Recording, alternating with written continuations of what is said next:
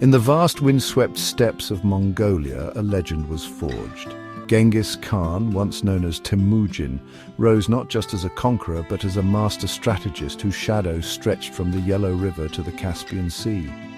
He began with little more than a loyal band of outcasts, but his vision was limitless. Genghis Khan's genius lay in his ability to unite the fractious Mongol tribes, forging them into a single, unstoppable war machine.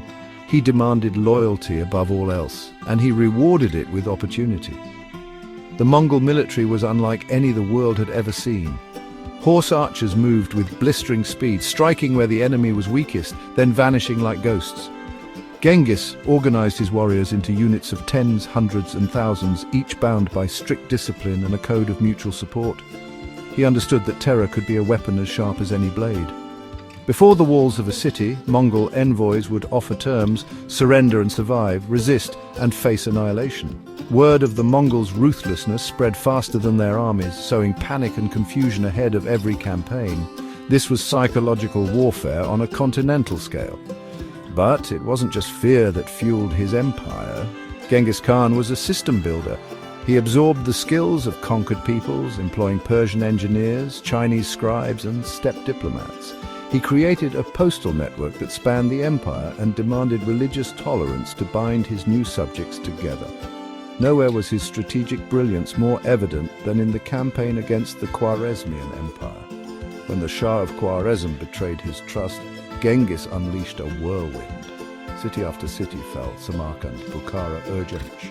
The Khwarezmians collapsed under the weight of Mongol precision and fury, their empire erased in a matter of years.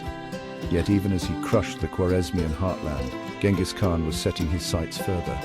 His generals probed the edges of China's Jin dynasty, tested the defenses of the Western Shia, and sent riders skimming across the Russian steppes.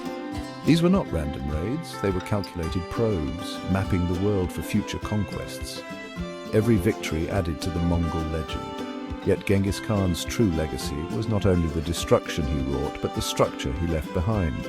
He reshaped the Silk Roads, tore down walls, literal and cultural, and forced a fractured world to take notice of the steppe.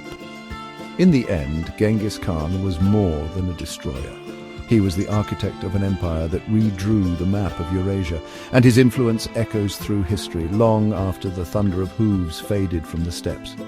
This is the story of Genghis Khan, the world conqueror, the strategist, and the system builder.